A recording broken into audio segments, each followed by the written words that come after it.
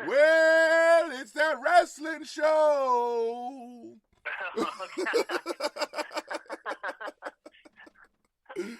Yes. Oh, my God. Oh, man, I had to. I mean, it was fitting, seeing as how The Big Show now has a show called The Big Show Show.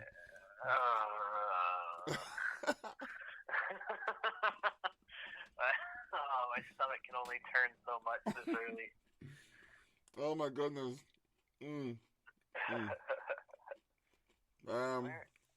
I just had a Chewy Chips Ahoy cookie with a creamy half of the Oreo cookie. Yep, it's such a fat boy pleasure. That is amazing. Yep. Well, if you didn't know, there's another episode of Tough Talks with Thili and Dablock. You know? Woo! Damn. So, here we are, another week. Well, we did a 1-2 skip a few, 99, 100, but, sorry, that was the milk. Excuse me. That was the milk chasing the cookie. Mine was just allergies. Oh, no. Okay, well, better than that other shit. Don't you feel nowadays you got to announce it, though? You cough, it's just like, no, I got a fleck in my throat. It's just... No, I let people worry.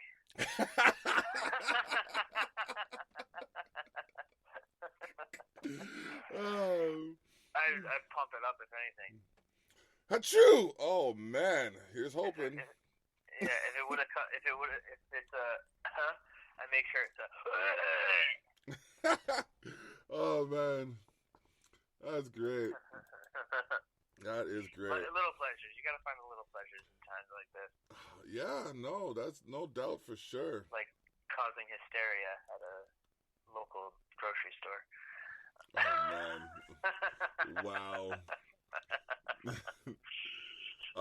A la Stone Cold Booker T. Yeah, exactly. Oh, man. Come on, computer. Why are you doing this to me right now? Stay connected on Facebook. What does that have to do with wrestling? Yeah, what? There's no Facebook in wrestling. You know what I mean? So we're gonna talk about WrestleMania a minute? Yeah, we're gonna talk about WrestleMania for sure, and then I think the Raw, NXT, and SmackDown after that. I think that should be a good, because I think all of it was good, maybe other than most of Raw.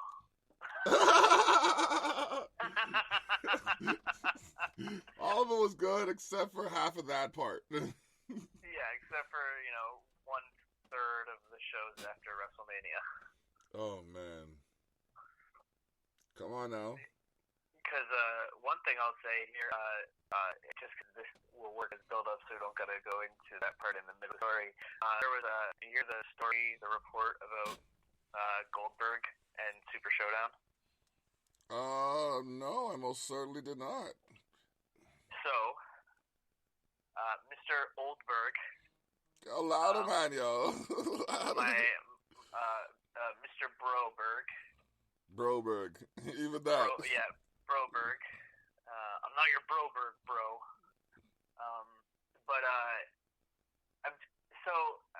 I know I may have sounded a little harsh on Oldberg in in our last podcast. As he continues to call him Oldberg. Yeah. And that's not right. I should apologize. And in the words of Conor McGregor, to absolutely fucking nobody, because Goldberg is a piece of shit, and I hope he gets knocked out by some fucking guy in front of his kid so he gets to not look like a hero for real, because the shit he pulled is unfucking believable at this man's age. I think I brought it up last week when I said that Kevin Nash and Scott Hall said it best about Goldberg when they said that Bill Goldberg is a Goldberg mark. And that's a fact, because this man was not supposed to beat Bray Wyatt at Super Showdown. What? Yeah. What's the plan was for Bray Wyatt to beat Goldberg, come out of that looking ridiculously strong, and then go on to put over Roman Reigns at WrestleMania. So WrestleMania was supposed to be Roman Reigns versus Bray Wyatt. The Fiend. And Roman would have been the big monster that Roman gets to conquer in front of a big crowd. Now, when Super Showdown happened, or when Super Showdown started getting booked, Goldberg was supposed to lose to Bray, but was saying he can't lose to Bray because that would ruin the vision of Goldberg as a hero to kids if he lost to Bray. Bray said, that's ridiculous. Like, just do what you're supposed to do. Goldberg refused, and basically at the last minute, Bray gave in and accepted that Goldberg would be beating him for the Universal title at Super Showdown for no reason. You sound remarkably cheesed about this. I am remarkably cheesed about this because this is old Hulk Hogan style booking, where you're letting the superstar decide when they lose and don't lose because they just feel like it's because they are the ones who are in charge, and that's not how you run a company. That's not how you run a company. And it's certainly not how you treat the employees that are there full time. True. That's like bringing in, someone, a part timer, for significantly more money than your full time workers in Brock Lesnar. Regular people work. What? Yeah, that too. But say you were at a job, say you were working at a retail store, and they brought in a bunch of temps, and they paid the temps, $6 more than you an hour. Yeah, that would be some labor board action. I'm not that kind of dude. Right, exactly. So that's why I'm really pissed off about it, because it's like I said, that's not the way you do business. Goldberg is proving that he has learned nothing since WCW. Literally not a single thing. We can verify he hasn't learned a single thing in the ring because he's only lost moves. So there's no defending Goldberg championship ever again. If that guy ever comes back for another anything, he better be far away from the fucking title, or he better be ready to lose. That's all they seem to be bringing him back for. But when it comes to WrestleMania, we gotta start this out. Are we at this is both nights? Yeah. Both nights. Okay. Night 1. Liv Morgan defeats Natalya. Kickoff match for WrestleMania Part 2. No, I have the second part. Here, that might not be here. I've got the. I'll send you a link here to full thing. Results. There we go. Yeah, I'm looking at it. I'm like, it might be the whole thing actually. I don't think it is if it's saying night 2 on it. One second. What I'm on is here. I'll send you the Kickoff link. Part 1. Yeah, it says Kickoff Part 1 after Kickoff Part 2. They screwed it up. Oh, okay. Because I was gonna say here, this has all the results and everything on it, anyways. And it's all in order from night 1 to night 2. Oh, wow! They even got the times and everything. Would you look at that? Who the fuck has the time to do this shit? Wikipedia, fucking internet marks. So quickly too. Oh yeah, wow. These are up there as the matches finish. As the matches finish, they get updated. Detail. I know, it's good. What the fuck? Wikipedia okay, rules. so we got first part. Cesaro defeated Drew Gulak in a singles match. Yeah, that was the prelim. That was the pre-show. Really good match. Cesaro and Drew Gulak obviously are both, ring technicians. Fucking fantastic workers. Now that my boys, the top guys, have been released, I do think Gulak and Daniel could be the new Revival, like the good guy Revival. But I also can see Daniel Bryan getting the IC title off of Sammy at some point. Okay. Well, you called it. Alexa Bliss and Nikki Cross defeat the Kabuki Warriors, Asuka and Kairi Sane, for the WWE Women's Tag Team Championship. This match was amazing. They gave it a lot of time, 15 minutes, as we can see there. Really, really goddamn nice. They killed it. They put on this. I didn't watch the pre-show live. I watched that match later. But when I started watching, I was very much in the place of, this is going to be a strange WrestleMania. I don't know how this is going to go. And this match showed me right away that it was going to be a better Mania than it had any right to be going into it. Because all four of these girls fucking killed it. Asuka and Alexa Bliss and Nikki Cross. Asuka with everybody has just the best chemistry. I'm liking her new wild side. Yeah, the way she's like a complete kind of wild, crazy fucking person, and puts on commentary headsets and starts saying, "Oh yeah, oh yeah, oh yeah," at people. It's so good. Yeah, and they had a follow-up match on SmackDown, was it? It would have to be. Yeah, SmackDown, and it was awesome. It was really just they put two great matches on in a week. So yeah, that was fucking great. Maybe for this one, for this part, we should highlight how it related to the weeks following Raw and SmackDown, and then cram this week's in. Yeah, we can do that. Yeah. We'll just draw the parallels to Raw and SmackDown, like what happened after the match. Yeah, sure. Okay, Elias defeated King Corbin. Yeah, so this was cool. They very much were building on the fact of Elias got dropped off of that podium last, 3 days beforehand. And he came out. He had the kinesio tape on his shoulder. He had the guitar. He just hit that one single chord as Corbin was trying to get the ref to count to 10. And my God, the sickening sound of that fucking guitar exploding over Corbin's back in the empty performance center was just chef's kiss. Holy shit. He smashed that thing. That was, Jeff Jarrett would be proud, man. Oh, Lord. J-A-F-F, J-A-R-R-E-T-T. That's Jeff Jarrett, baby. Ain't I great? All right. Becky Lynch, the champion, defeated Shayna Baszler in a singles match for the WWE Raw Women's Championship. Very controversial. Very controversial move here. People online were quite vocally upset. Especially with the finish of the match.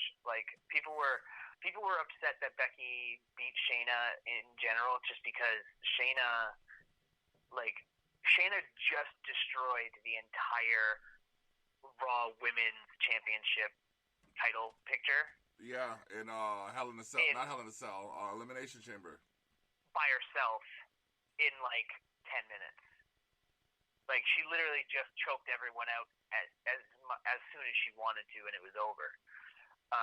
So to make her look that dominant, and then to have her also now look that stupid that she didn't think to move her shoulder up, because they made it pretty clear that it wasn't a thing where she couldn't lift her shoulders up, because she just was like, "What do you mean I'm out?"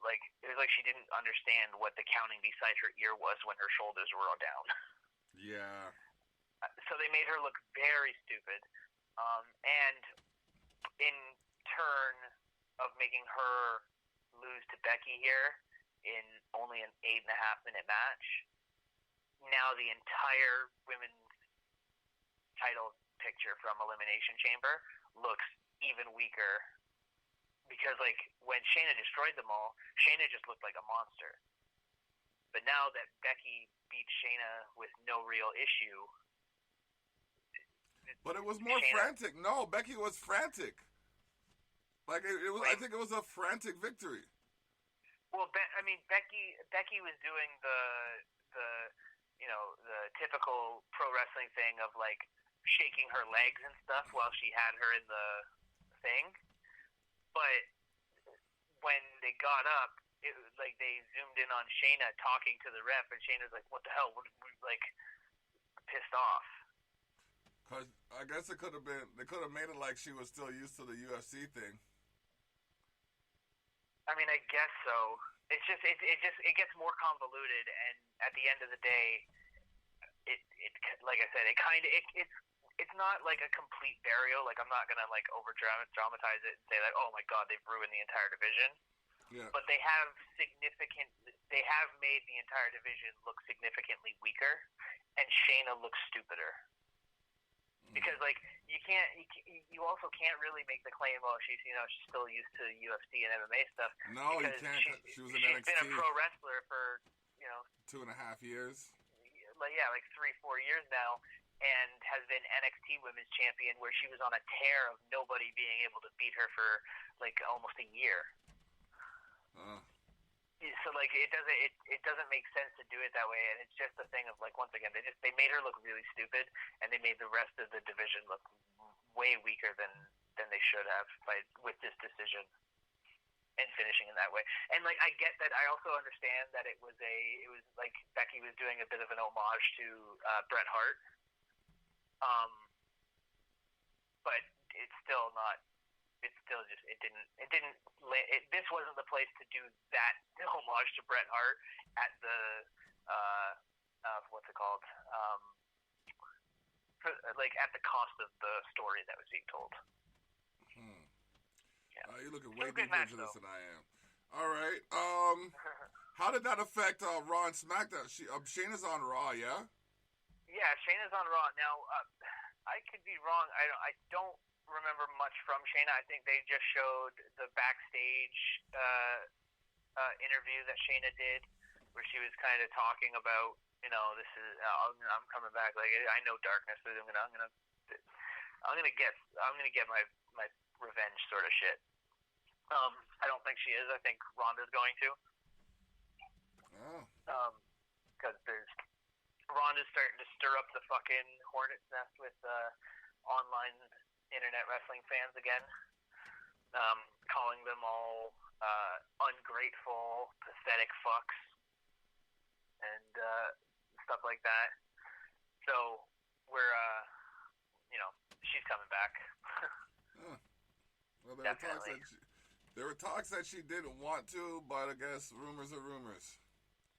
Yeah, there was some talk that she didn't want to, but then her and Cain Velasquez were also at WWE headquarters at the same time as each other for 2 separate meetings with creative, like 3 months ago, I think it was. Okay. And when the picture came out, apparently Vince got very upset. Vince gets upset over everything nowadays. Oh my god! Holy shit! He just shut down the XFL for good again. Oh wow, that didn't even get to start up fully. No, because the COVID thing really fucked it. Because from what I had heard, the games are actually really entertaining. But apparently Vince has been losing his mind backstage the last couple days. Also switched it up. They were gonna do a mass taping to try to tape a bunch of episodes of Raw and SmackDown and NXT in advance. Yeah. And then, last minute, Vince decided, nope, starting next week, we're going back to live Raw and live SmackDown. And that's because the contracts with USA and Fox, yeah. they only allow for 3 pre-taped episodes a year. Oh.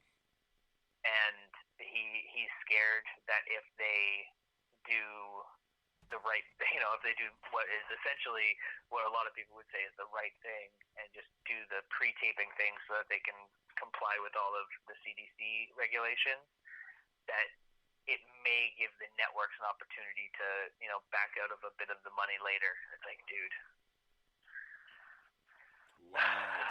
Talk about like, dude, priorities, eh? Come on, Vinny. Like, come on, man. You know Vincenzo! I try to defend you. I try to defend you so much. Come on, Vincenzo. Come on. Help a dude out, man. Come on. That's a little savage, though. Mm-hmm. All right. He was real vicious. Well, moving forward, Sami Zayn with Cesaro and Shinsuke Nakamura defeated Daniel Bryan with Drew Gulak in a singles match for the WWE Intercontinental Championship. Yeah, this was an awesome match. I feel like they could have given them a little bit more time. Like, it would have been nice if Sami and Daniel had gotten, 15 minutes. But, god damn it, was it good. And it was packed. Like, it was overbooked to hell, which is not a negative in this sense. They had so much going on. Gulak taking out Shinsuke and Cesaro to try to level the playing field and getting pushed to the back. Daniel, near the end, goes off the top rope. And as he's coming in from the top rope, Sami Zayn does something I have never seen him do, which is pull out a standing haluva kick out of nowhere, where he did the full lift like the way he does into the ropes when he gives the haluva kick in the corner, but just standing exactly in place and hit it right on the money. It was awesome and terrifying because every time I see a foot go towards Daniel's head, I'm a little bit worried. But Jesus Christ, man, that was savage. Yeah. And then that was an amazing match. Then following up on SmackDown. Oh my God. Oh yeah, on SmackDown. What did they do? Shinsuke Nakamura went on to challenge somebody that we'll talk about later for a certain blue championship, which will go nameless for right now.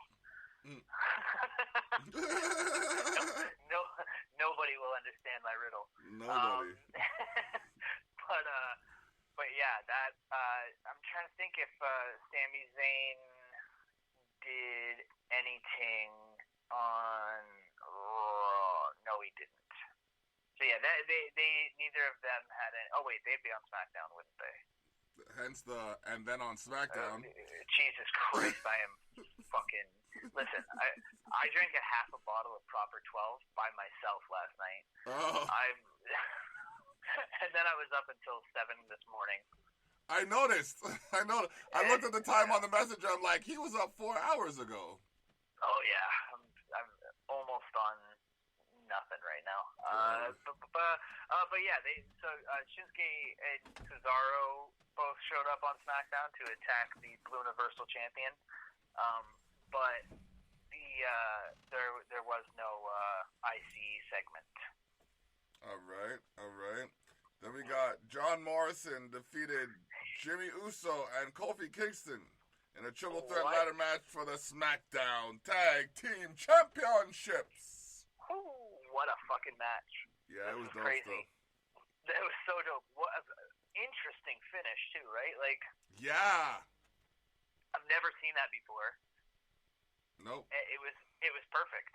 It was so perfect. Their timing was great. All three of these guys worked off each other like unbelievably well. You can tell these three are boys and just like fucking around and thinking of like, how do I do this cool thing? Like, how do we get something cool here? Like, you know what I mean? These three have fun booking a match. Mm-hmm. I guarantee, like, to be a fly on the wall when these three are like saying, all right, then I'll do this. All right, what about if we try something with this and this? And like, to see them put that together would be amazing because fucking goddamn, that was one of the best ladder matches I've seen in a long time. It was definitely worth its weight. Yeah, and I was worried going in because I was upset that it had become a singles triple threat instead of the tag team. But then I found out the reason, which was that Miz was feeling sick the day of taping, so they weren't going to risk that. But Miz is fine; he's been cleared. So now, what happened on SmackDown this week? John Morrison and Miz had an incredible episode of the Dirt Sheet together. Did you see it? No, I didn't. SmackDown? I'm telling you, I haven't been watching as much. I got Raw and SmackDown in. I think got Raw and NXT in, and a bit of SmackDown. But other than that, fair. So the Dirt Sheet segment on SmackDown was hysterical. They were parodying that thing that Krasinski's been doing during the quarantine, the good news thing. okay. Where he just talks about happy news. Mm-hmm. Well, they did their own version of that, where they just went in. Like I'll have to find a clip of it to send you for you to see, because the jokes these motherfuckers were dropping were brilliant. They went after Goldberg, made fun of him.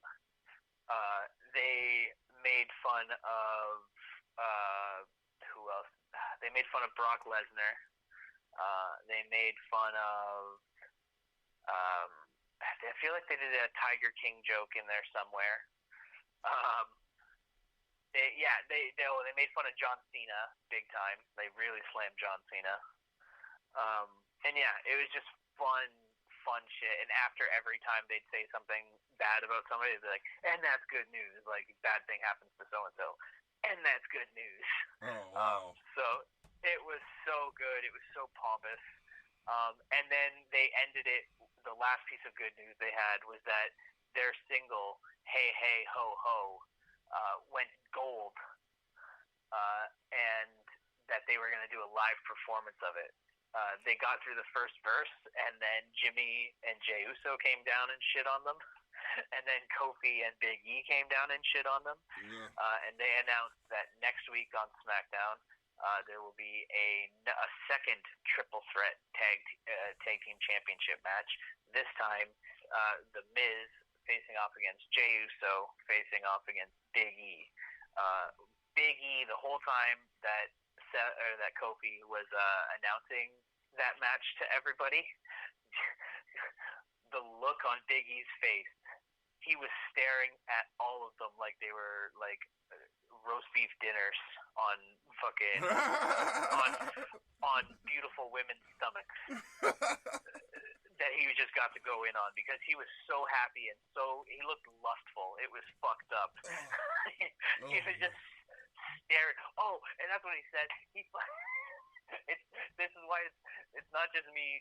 I'm not reading into anything there, by the way, because he even said, he's like, "'Cause I'm going to get my hands on that kissable, suckable, delectable SmackDown Tag Team Championship." And I was dying. Oh, man. His hips didn't stop spinning. The hips were going the whole time. The look in his eye was terrifying. Like he was ready to fuck those titles. Brutal. He was gonna do the Edge and Lita fucking live sex show with those fucking titles all by himself. It was fucking hilarious. That's great. All right. And that was on SmackDown, right?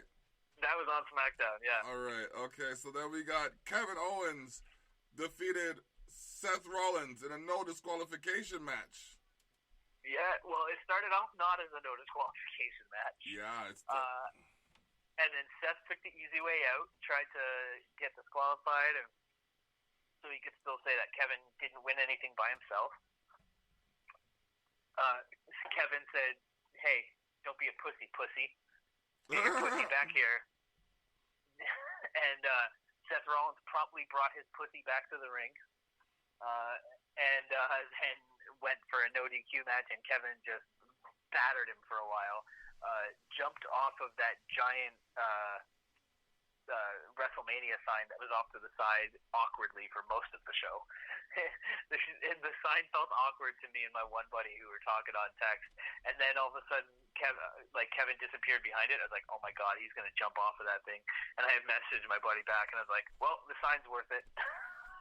Like, totally worth it. And so apparently what Kevin's plan originally was for when they were going to be at the stadium was that giant boat that they were building for the set. Yeah. He was going to jump off that. Oh, wow. Which would have been even bigger and fucking crazier. Immense, definitely. Yeah. But yeah, it was awesome. KO got his first ever WrestleMania victory. Yeah, it's fucking great, man. That was fucking awesome. And on sorry, what? Following night on Raw? Yeah, on Raw, Seth Rollins beat Jobber McJobberson. He really took him out like instantly. He is someone from NXT who I've never heard of, named Denzel Dejournette. And yeah, he basically got curb stomped into oblivion. Yeah, and then there's that. Like that was it. It just showed that Seth was pissed off. There was no mention of Kevin, from what I recall, or what they're saying here on the Raw breakdown. Oh, excuse me. But yeah, it's see, I don't know if it's over yet. I think it should be, because that was a really good both match. But yeah, we'll see. Go with both of their stories. All right. And then we have Braun Strowman, Thili Appreciation, defeated Goldberg in the single match for WWE Universal Championship. Oh, read how long it took. Read 2 how long minutes it and took. 10 I rubbed seconds. my nipples. Oh, yeah, that's the one. I do not endorse the nipple rubbing unless it's of a female. Yeah, Braun Strowman beat Goldberg. No surprise there. Although, I mean, it's just one of those things where, like, what a nothing fucking match this was. Like, this was useless, and all it did was take 2 minutes and 10 seconds that could have been taken up by the incredible match that came after it, to get a director's cut of that. But, yeah, so Braun Strowman is your new Blue Universal Champion. Blue Universal Champion. Yeah, we will talk about how, so that, surprise everybody, that's who I was talking about when I said somebody won a blue championship. Yeah. So, yeah, on Raw, he was attacked by Cesaro and Shinsuke Nakamura in the beginning of the show after Shinsuke tried to get Strowman to answer a knock-knock joke. And they set up a match for later in the night. So the main event of SmackDown on Friday was Shinsuke versus Braun Strowman for the Universal title.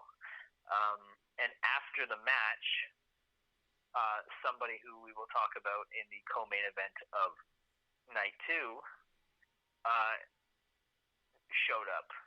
So Braun was standing there happy with his victory when all of a sudden, we're really glad that you're our friend, and this is a friendship that'll never ever end. Exactly. So I think what Braun has gotten himself is Braun's gotten himself one of them fancy transitional championships. Oh no.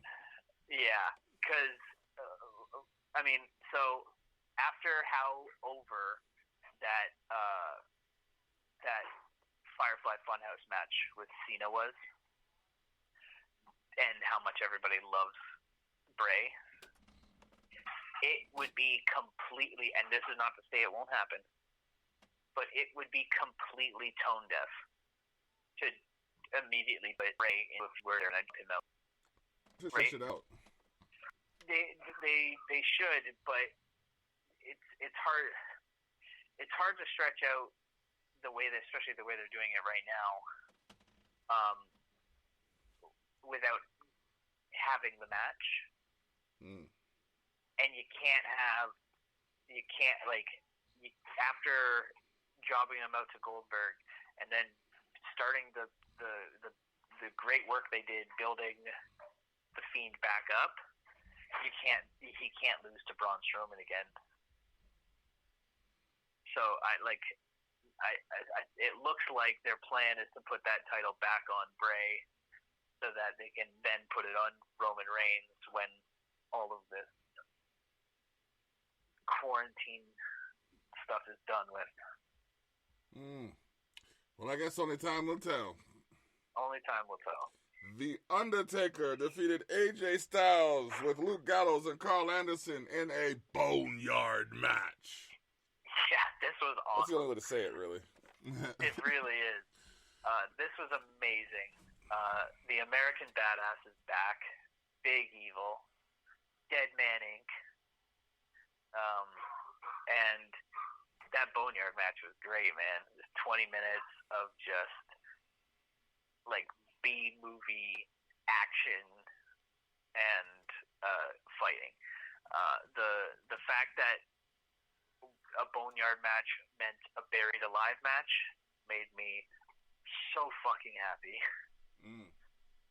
Because when's the last time we've seen a fucking buried alive match? I want to say early 2000? It's got to be, yeah. It's got to be like 2001 or 2, maybe. Yeah. I feel like. But like, holy shit, that was just awesome. Let me see here. I want to see when this last time was. Buried alive match. Oh, they don't have a list of them here. But yeah, like that was just like that was such a pleasant treat. I love that it got to be the main event of night one. And I expected AJ to win that match because it really going into it made sense. But the way that they did it, it made perfect sense for him to lose too. They built the Undertaker up big on that one. They really, really, really did. So yeah, that was fantastic. All right, we're gonna get to night 2. Yes, sir. Oh wait, actually no. What happened on Raw with these guys? Nothing. AJ Styles, Luke Gallows, and Carl Anderson are all dead. And the Undertaker is off doing biker shit, so he's probably snorting coke off some fucking 40-year-old bartender's tits. Oh man. That's what I do. No comments. All right, night 2 started with Liv Morgan defeating Natalya in the pre-show. Yeah, Liv getting a WrestleMania victory. Pre-show, but getting a WrestleMania victory. I like that. Yeah. Love Liv Morgan. Love Natalya. It's kind of a nothing match though. 6.5 minutes. But yeah, still cool to see Liv win on Mania because I love me some Liv Morgan. Can't argue with that. All right. Charlotte Flair defeated Rhea Ripley by submission in a singles match for the NXT Women's Championship. Spectacular match. Just 20 minutes and 30 seconds, yeah. Yep, 20 minutes. Spectacular work. They both did amazing work in the ring. These girls are loud. You do not want to be their upstairs or downstairs or next door neighbors if they're living with their mans because it must be wild. These two were screaming like goddamn banshees the whole match. Yeah, they were, and there's echoing through the arena. Yeah, I'm surprised that either of them had a voice by the end of it. It was insane. But like I said, great work. They both did amazing in ring. Rhea Ripley looked fucking fantastic in her very Shawn Michaels inspired gear. And yeah, I think it's the right move overall. Even though I had predicted for Rhea to lose that title because of all the matches it makes for Charlotte, all the matches it makes for Rhea on NXT and on Raw and SmackDown respectively, is just amazing. But it still shocked me. Like I think in the back of my head I still was just like, nah, Rhea's gonna win because when she put Charlotte in that Texas Cloverleaf, yeah, I thought it was over. I thought she was gonna tap Charlotte Flair, and I was like, that is fucking crazy. But Charlotte pulled through. She hit her with that figure 8. And yeah, it was a great match. They didn't really do much with it on NXT. The only thing they really did on NXT was They had the 6-woman ladder match to determine the number 1 contender, which my girl Io Shirai won. Yeah. So I mean, the one thing that did change is my prediction was that Charlotte, you put the belt on Charlotte Flair, have her defended a couple of times, and then she puts over the future of NXT, which in my, as I said on that last podcast, was the EST of NXT, Bianca Belair. Mm-hmm. But she is now the EST of WWE because she got the call up on Monday Night Raw, and she is now officially a Monday Night Raw talent. Mm-hmm. Yeah, so that's man, if they're gonna put that strap on my girl Io, and Io's gonna get a win over Charlotte, I am all about that. Mm-hmm. All it would work. That. It would work. But then, fuck yeah, it would. Bianca's gonna have to work her way back up through the ranks to get up in the face of what's her name there? Becky with the hair. Yeah. Becky, Bianca, that's what I'm calling. Give it 3 months. Yep, give me it. I want it. I'm telling you, that'll be fierce. Oh, that'd be an amazing feud. Right. Although it might actually end up being EST versus Shayna, because they might still put that belt on Shayna. Maybe. It's true. I'm open to as long as, like I said, I don't have very many complaints with what they're doing lately. Like they're working with what they have. I find the superstars are talking more in their matches, giving more personality, more pep. So yeah, man. Let's go on to the next one. Hell yeah. Aleister Black defeated Bobby Lashley with Lana. Yeah. So the only there's 2 good things that come out of this. They didn't job Aleister Black to Bobby Lashley. Mm-hmm. Good thing. That's good news. Also, it seems like they're setting up the breakup of Bobby Lashley and Lana, and that's good news. Oh, fuck. That's good news. Because fuck this storyline and everything to do with it. It's pointless. Like, Bobby Lashley's not even on weekly TV. What the fuck is the point of even having him in a love story with another wrestler's wife? Like, shoot wife. It's weird shit, man. It's such a weird decision. But yeah, also, I said this to my buddy when he because on Raw, I think, on Raw, Aleister Black had a match with Apollo Crews, who he obviously defeated with a black mask. Or black mass. Mm-hmm. Mass. Yeah, mass. Well, it would appear that Aleister Black has a new gimmick of black massing black mans. Wow. Doesn't it? Kind of, because he did it to R-Truth. That's what I'm saying. Wow. He's been black dudes with the black mask for like 3 weeks. Yeah, there's always a degree of undercover racism where it comes to these scripts. I don't even know if it's that as much as it's just like it's whenever you have a white guy with the last name Black in a combat sports thing, there's gonna be weird shit that comes up. Yeah, like, I guess. Same with a black dude with the last name White. Like, there was like you can get Matt Brown versus what was his name? There's a black dude fighter with the last name White, but there's also like white dudes with like I said, like Josh Brown. You get Brown. You got Brown versus White. No, I'm not talking about them. Oh man, This is a name thing, people. Like Okay. Then we got Otis with Mandy Rose defeated Dolph Ziggler with Sonya Deville. Yeah.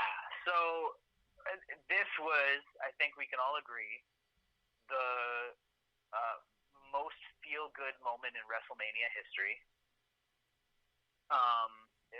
Better even than Macho Man going back to Liz. This is true love, and I couldn't be happier.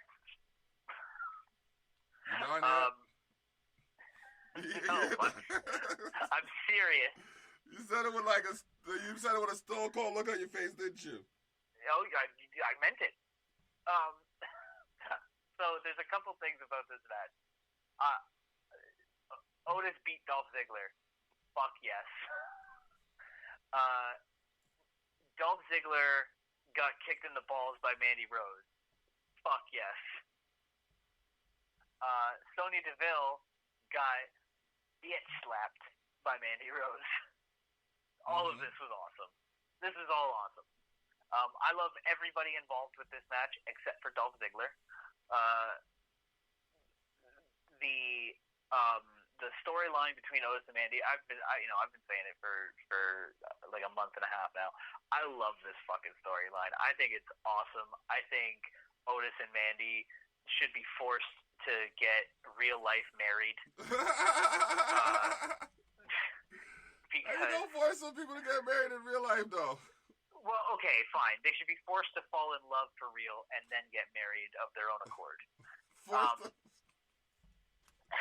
Yeah. Do you listen to some of the shit you say, or do you just like say it? You can listen to the things you say? That's fucking awesome. I gotta try that. I'm just saying.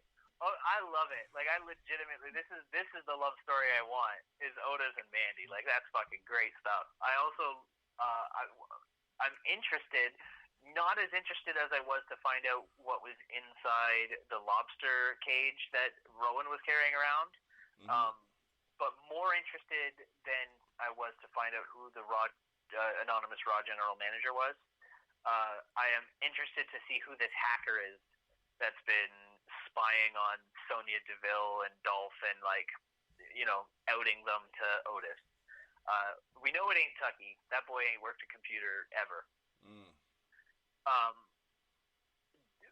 We know it ain't Otis because the silhouette would be, you know, an eighth of his size. But I am interested to see what they're doing with that because, like, do you have any theories on who it could be? I don't. Like, I honestly have no fucking idea. Maybe Hornswoggle? No. That's who it usually is when they don't have a plan. Oh my gosh, I wouldn't even, like, I don't know.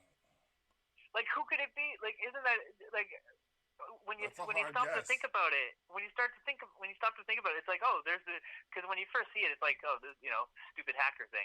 But then you think about it, it's like, wait a second, they have to reveal who that is now. Yeah. And who the fuck is that? And how do they fit into this fucking story? That's what I'm saying. Like, I don't really. Maybe it's someone from the NXT roster. Maybe, but because there's been nobody else involved in this storyline other than Otis, Mandy, Dolph, Sonya, and Tucky. Those are the only people who have had a single thing to do with this relationship, unless it's like the maitre d' at the restaurant where they were supposed to have that Valentine's Day date. Like, I have no idea. I'm lost, bro. I'm at a loss myself. It was the doctor. It was the backstage doctor who diagnosed Otis's broken heart. Like, how dare they? I have no idea. Oh man. Well, yeah, the only place this went was I'll just go this one quick is that Dolph Ziggler got a annoyingly clean as a whistle victory over Tucky on Raw. Oh. Or on SmackDown, whichever one it is. SmackDown. It's SmackDown, yeah. Yeah, it is SmackDown. All right, then we have Edge defeated Randy Orton in a last man standing match. I called that. Actually, you know what? We did a Everyone called that. We did the I know. Well, we did a tally of who was gonna win, what match, and we all ended up 6-3 or 6-2. Oh, nice! It was a three-way tie in the Block household. Yes, sir. But like, we got different matches, right? But we ended up we all ended up like 6-2. So that's awesome. Yeah, that's wicked. Yeah. This was amazing. This was a great match. I loved this match. I don't understand, but apparently the internet wrestling community hates this match. I don't get it. Especially, one of the things I really don't get is their complaint, or at least maybe just the way they word their complaint. They complain that this is the second longest match in WrestleMania history. So fucking what? It's a great match with a lot of story that is over a decade of storytelling involved. This match deserved to be long, and they did some really cool shit in there. Yeah. They also did one really uncomfortable thing in there, which was when they did the Chris Benoit spot. Mm-hmm. Did you notice that? No. So, by Chris Benoit spot, I mean, I can't remember who did it. I think Randy did it to Edge, but I'm pretty sure Randy tried to choke Edge out using using the weight machine. Oh. Like the pull down weight machine, the same thing that Benoit used to kill himself. Oh my gosh. Yeah, that was awkward. Don't know whose idea that was. Wasn't a great one. That one, I think, might have turned some people off of it real early in the match. I didn't even know that's what Benoit used to kill himself, so... Yeah, no. But after Benoit killed his son, or his wife, and then his son, he went down to his basement, put a towel around his neck that he then attached to the where the pull-down bar goes. Yeah. And pulled it down, wrapped it around his neck, and then pulled the pin on the weights to drop them to snap his own neck. And that's how the cops found him was in the machine, tied up like that. Yeah. So for them to do that on WWE television, maybe they're moving towards seeing how the TV people react to it and whether or not they're going to put Benoit in the...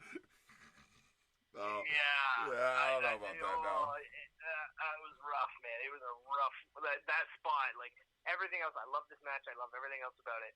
But that spot, I did, as it happened, I was like, I don't know if that's the move, boys. Like, I don't know if that's going to be the one.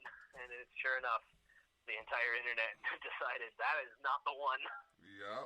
Well, what is the internet now? Also, Edge dropped a F-bomb on Randy in the match, and they didn't censor it, despite it being pre-taped, which, awesome. Yeah, man. He said, give it that live Randy. feel. Great. Oh, man. Following up on Raw, what happened? Sorry, before we move on, can I just bring up how much I hate Gronk? Oh, my gosh. Bro, I wanted to punch my TV. Oh my god, it was unbearable. The only part that I liked, the only part where I thought that him and Zack Ryder's imaginary friend were tolerable and actually a little bit charming, was when Daniel Bryan was coming out. I almost called him Bryan Danielson. When Daniel Bryan was coming out, and they were up on the podium going, yes, because the crowd wasn't there to do it, so just Gronk and fucking Mojo were just hype as shit. Just came from coke and hookers in the fucking green room to fucking yell yes for fucking 2 minutes. That was spectacular. I was happy with that. Everything else, they could have fucking thrown them in a fucking Sarlacc pit for all I cared.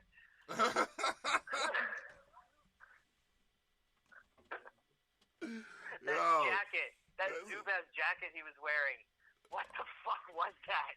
It was blue tiger stripe, bro. What do you mean? Oh, Jesus, what do you mean? Hideous. How do you mean, fam? The blue tiger stripe. No, man. Even Joe Exotic himself can't pull off that look. Oh man. All right. All right. We got a bit more on here to go. What do we got next? We got Angelo Dawkins and Montez Ford, the Street Profits, My boys. defeated Angel Garza and Austin Theory with Selena Vega. Goddamn right they did. 6.5 minutes. Boy. Yeah, muy rápido. Muy rápido, yep. Because holy shit, like, good match though. They put a lot into that in a minute. I feel like they made a 12 match and ran the thing up. Because like Angelo Dawkins and Montez Ford are international treasures.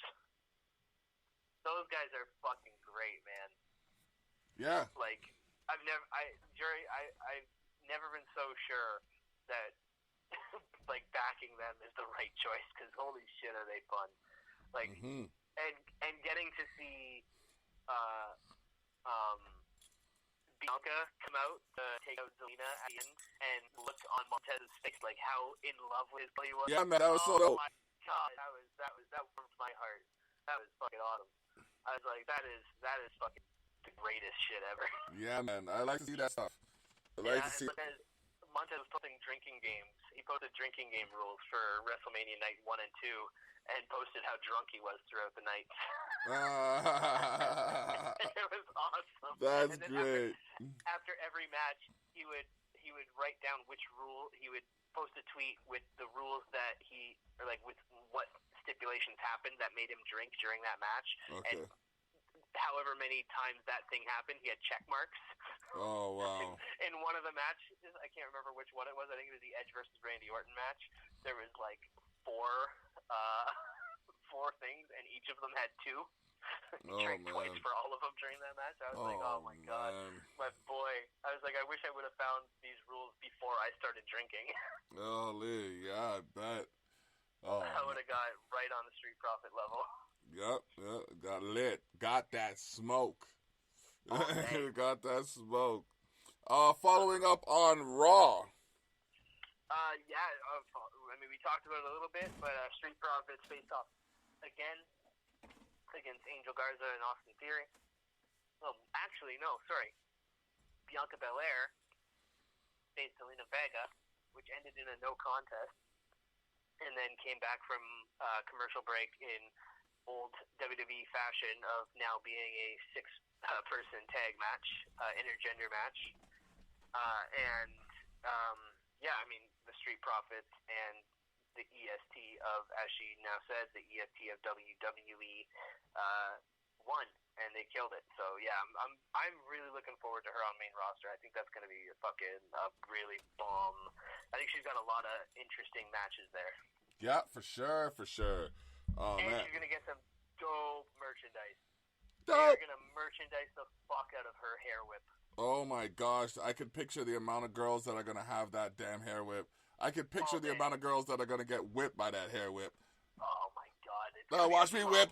Ow! Yeah, watch me, Nene. Oh, man. So, after that, we had Bayley defeated Lacey Evans, Naomi, Sasha Banks, and Tamina in a fatal 5-way elimination match for the WWE SmackDown Women's Championship.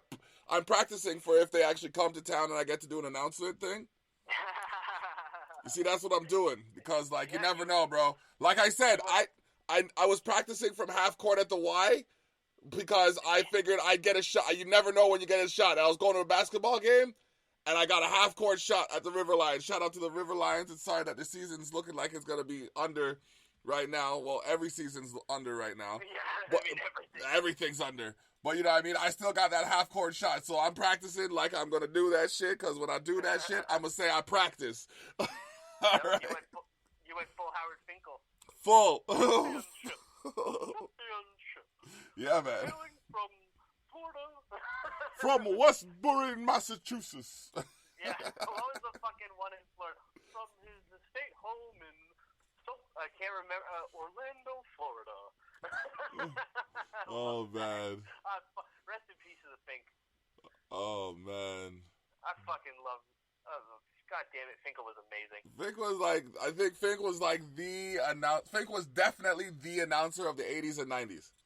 Oh, 100%. One hundo. He's my all-time for sure. Yes. Yeah. So this Bailey, this Fatal 5-Way match, very very good shit. They did some teasing of the Bailey and Sasha breakup coming. Bailey fucked up and caused Sasha to get knocked down, and then in her avoiding a woman's right, Sasha took the hardest hitting woman's right I've ever seen Lacey Evans give. Lacey Evans made it all the way to the end, and it honestly, for a minute there, looked like they might have put that belt on Lacey Evans, because when she did that crazy fucking twisting moonsault with the salute thing, I was like, holy shit. If this was in front of the crowd, that would have gotten such a huge pop that I think they might have had to give it to her. Like, holy shit. That was really good. But yeah, good match. It took 20 minutes, give or take. Yeah. What I was gonna say is it took the reunion of Team Bad, Naomi, Sasha, and Tamina, together for a little bit, which was very interesting. But then it took Sasha and Bailey, I believe it was, and I think also Naomi, all piled on to Tamina to dinner. Lacey was there too. Oh, was it everyone? It was a pylon, yeah. Okay, so yeah, everyone got on Tamina. They did the kind of big show in a Fatal 5-Way match shtick where everyone's got to get on her. And yeah, Bailey came out victorious, but she, they started teasing on SmackDown. They teased a little bit further the Bailey and Sasha Banks feud that is incoming really well. Because Tamina came out and challenged Bailey, and Bailey said, "Yeah, you can have a match. You can have your match against me for my title, as long as you beat Sasha Banks." So she kind of fed Sasha to Tamina, and then in their little promo thing before that, Bailey was talking to all the people who doubted Sasha and her friendship, and said, "Well, we got two simple words for you." And Sasha, who was standing just like right next to Bailey, but just slightly behind her, without Bailey noticing that Sasha was looking at her, Sasha looked at her and said, "Screw you," and then kept talking the sentence as if she was talking to like the home audience. So as much as I want them to keep Bailey heel and Sasha to be the one who gets turned on this time, I think Sasha's gonna look like the good guy for turning on Bailey and being like, "Listen, you become a real bitch," and like sitting her, kind of like trying to spank her for it, and taking the title.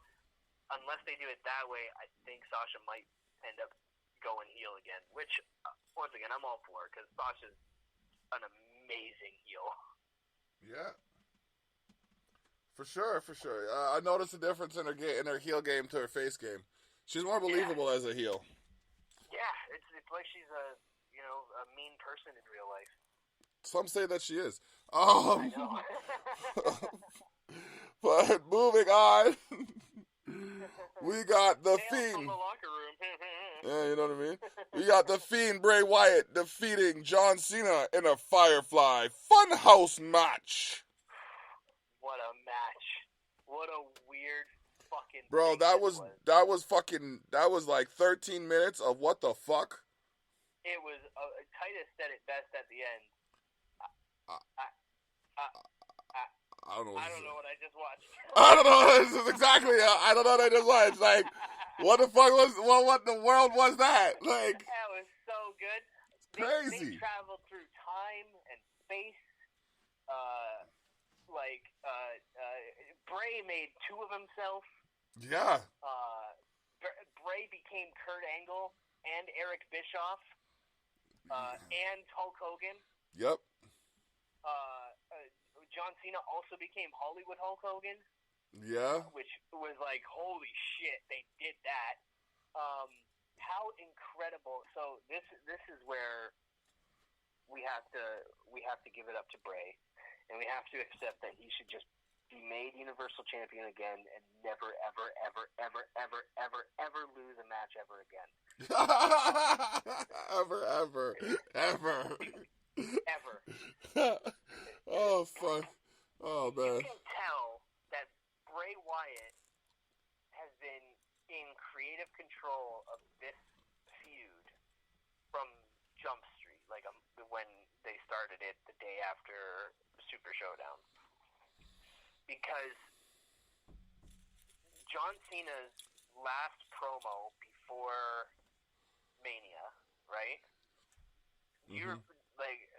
He had said that this is going to do what should have been done 6 years ago, talking about their match at WrestleMania 30, right? Yeah. And he said it's going to put an end to the most overhyped, overprivileged, underperforming superstar of all time.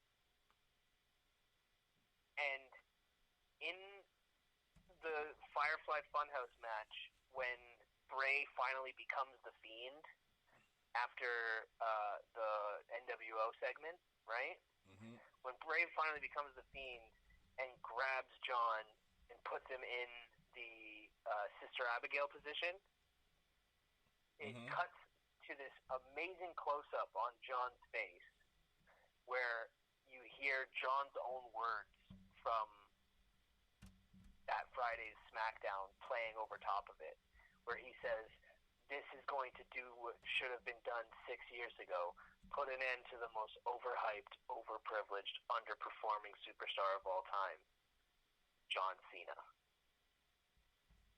That is fucking poetic shit. Yeah, it was definitely some, like, bro, it was some space age shit right there for sure. It's incredible, man. The writing in that, the level of creativity that goes into making something that is that weird, but also has such a direct and, like, understandable story and meaning to it is fucking incredible. Also, did you see John Cena's Instagram? No. It's no longer John Cena's Instagram. It is nothing but pictures of the Fiend. Really? Yeah, the Fiend killed John Cena. Like, John Cena doesn't exist anymore. He erased him from history. Wow. Like, it's so fucked up. I don't know if it's still like that. I'm going to look right now because I'm about to look right now. it was awesome. Listen, motherfucker.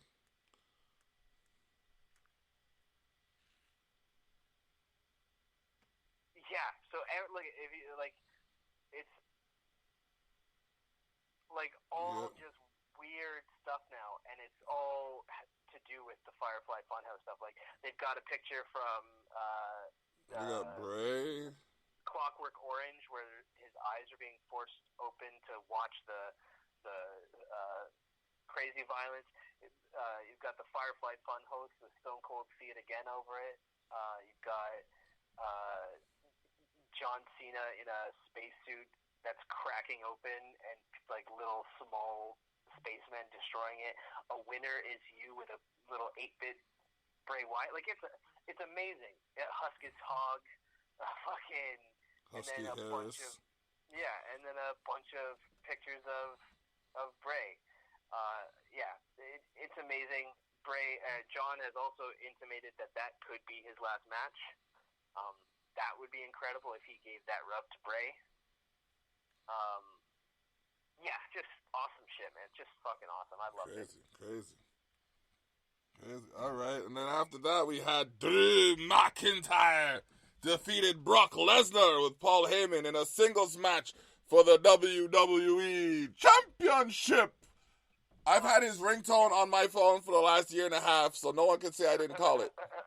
No, you're absolutely correct on that. You've been calling it, and I couldn't be more happy for you to be right because, goddamn it, what a wonderful fucking moment that was for me when I got to just scream for Drew McIntyre being the champion. Victory. Brock Lesnar got fucking demolished. He sold it like $1 million. Boot fucked. Fucking, like 5 claymores directly to the fucking mush. Boot fucked. Straight boot fucked. Yeah, that was incredible shit. Only took 4 minutes and 35 seconds, which was then the way that this followed up. We'll talk about it now because they showed it on Raw, even though apparently it was technically the true main event of WrestleMania, which is strange. Kind of. Drew McIntyre defeated The Big Show in his first defense of his WWE Heavyweight Championship, which took him 16 minutes. Yeah, but why do you do? It doesn't make sense to have a dark match on a show where nobody's in the audience.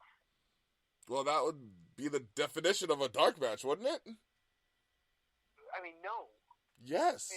It would be the literal interpretation of the term, but it would not be the definition. I meant the letter. That's what I mean. The literal interpretation of the term. That's exactly what it is. Yeah, that it is. That I will give you that. That it is. But it is stupid. Wait a minute. Isn't the literal interpretation of the term usually the definition at times? I mean, sometimes, but not always. I mean, you know what? It's what's it called? There's tons of like items and stuff that have words, and things like this are not necessarily. Like dark match implies that it's not on TV. That's what dark matches are. Dark matches are matches that are not aired on TV. This is neither. This was both aired on TV and was not for the audience who paid to be there. Speaking of which, did they get refunds? Oh yeah, definitely, 100%. Okay. There's no way they did. We would be hearing. There would be a never-ending like deluge of fucking tweets to get through to get to anything about actual WWE stuff if they refused. It'd be impossible. WWE fans are savage as fuck. Exactly. Oh, and other thing that was awesome. Actually, no. I guess we talked about it. Yeah, we talked about Bray Wyatt calling out. No, he didn't. Bonnie. No, he didn't. Oh, he didn't. Well, you mentioned it in passing. Right. Well, that's how that was. That is how that was followed up. Was Bray Wyatt is officially, calling out Braun Strowman, and he's bringing up his past, and he keeps saying how, I brought you out of the swamp. So, I love you. All I need you to do is hear you say you're sorry.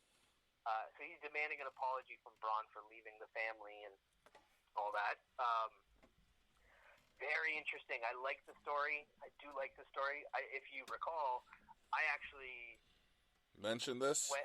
I wrote this story last year. Yes. When Brock faced Braun. Yes. I don't know if anybody remembers that. If y'all don't remember it, you lying, or you haven't listened to that show. I wrote this story. Like I wrote this. He literally did. I'm not even going to deny that, because the implication was Braun winning from Brock and then having to face off with Bray. I think they just waited so you wouldn't take credit for it. Well, bullshit, because I'm taking it. I wrote this a year ago. Straight up. I co-signed that. Yeah. So, yeah, it was very... I'm very happy to see it coming to fruition, but it was a thing where while I was watching, I was like, wait a second, I wrote this. I was kind of like, that's mine. Now you know how I feel about them damn titles. Exactly. I do.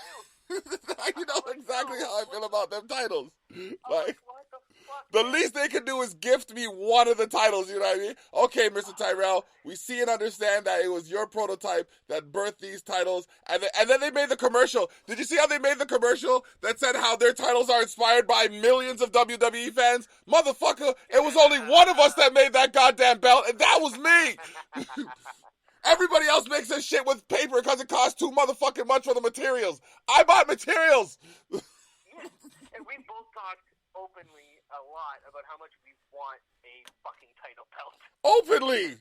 I want that fucking I still want that white Intercontinental title belt. So my wife tags you I'm in love with the black one. My wife tags you every week when I go live. Don't act like you don't have somebody, hi guy or girl, listen to us. You know what I mean? Yeah. Like, it's listen. Don't make me go off. I will lose it. I will lose it. But it's insane. So yeah, that was last week's Raw and SmackDown, along with the WrestleMania recap. I think maybe sometime later this week we'll go over last week's Raw. Maybe maybe we could do that tomorrow or something like that. We can do that. Yeah. And you know what? We can do that in a pretty short episode. What I will say, because the only thing we didn't get to talk about from NXT here. Oh yes. The only thing we didn't get to talk about from NXT that was important of note was the final beat of Johnny Gargano versus Tommaso Ciampa. Incredible match. Really interestingly shot, kind of shot in a similar way to the Boneyard match. It was atmospheric and moody and shot like a film and really good. The only part where they kind of fucked up was they had to use the audio when they were outside was really bad.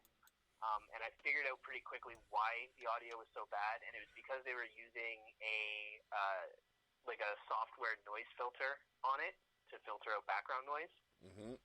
And the background noise that they were trying to filter out was the sound of the propellers on the drone that they were using for the overhead shots. Yeah, it was the sound was really bad. You could hear this kind of annoying high pitch,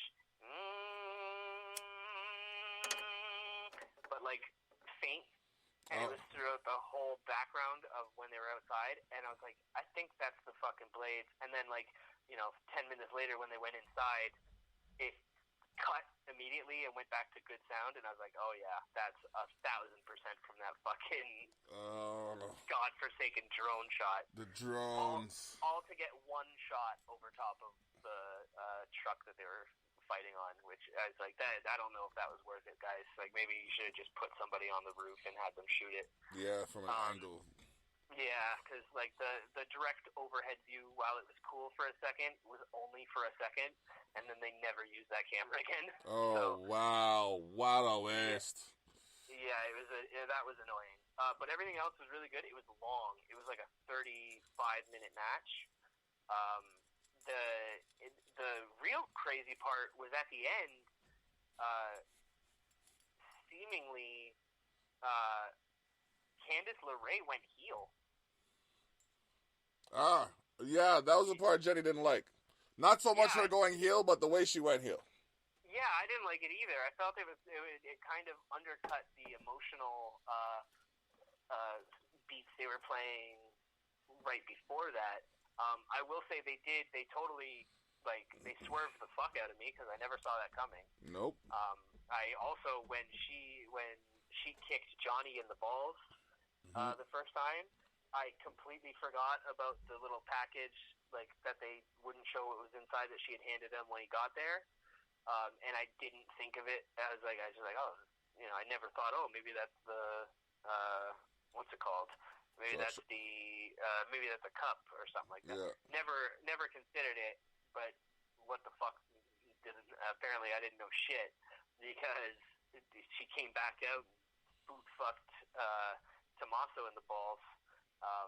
And yeah, that was a very strange end, but a great match overall to one of the best feuds in wrestling history. Just amazing long form storytelling, emotional storytelling, beats, really well done. All right. Yeah, that was definitely something to mention. All right, so you wrap it up at an hour and 20 minutes. Beautiful. Yeah. Not bad at all. Not bad, especially considering we got the Raw and the SmackDown covered in with the WrestleMania. You know what I mean? We got to cover this week's Raw, SmackDown, and NXT. I'm gonna say tomorrow, if not Tuesday. You mean last week's Raw, SmackDown? Last week's Raw and SmackDown. Yeah, that's what I said. Oh, I thought you said this week's. My bad. No, yeah, this week's we're covering next week. Last week's, never mind, because that was 2 weeks ago, right? Yeah. Okay, so tomorrow we're covering last week's Raw and SmackDown. we just covered last week's Raw and SmackDown. Did we? No. Yeah, we did. Was it Raw? Okay, so then.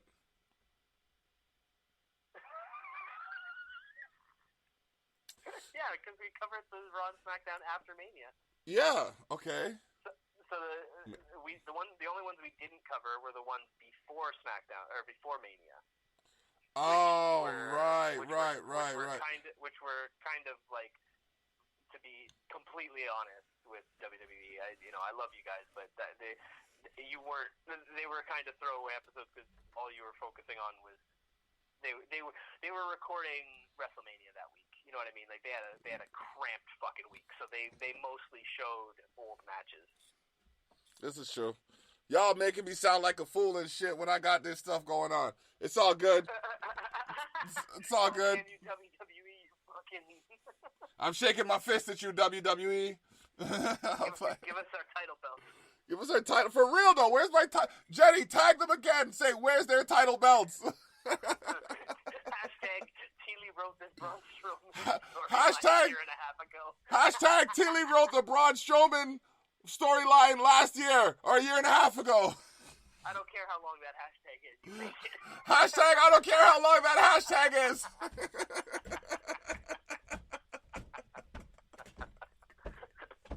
Oh, God. Oh, my gosh. Oh, my belly. Oh, my belly. All right, well, this has been another episode of Tough Talks with Thili and the Blog. Tune in, as I do have more shows as well as Tough Talks. We do a podcast. I do a podcast with my daughter called Daddy Daughter Time. That happens on Mondays when we can remember and fit it in the schedule. And then we got Candid Conversations on Wednesdays. That happens around 6 o'clock. We also have the Terrell Effect on Saturdays. And don't forget the discussion on Thursdays. The Terrell Effect is on around 12 o'clock. This week we had SB J-Mac on the show. He brought us some of his new tunes. We played a lot. We play a lot of music from local talent and, some international flavor. Tune in, listen, you know what it is.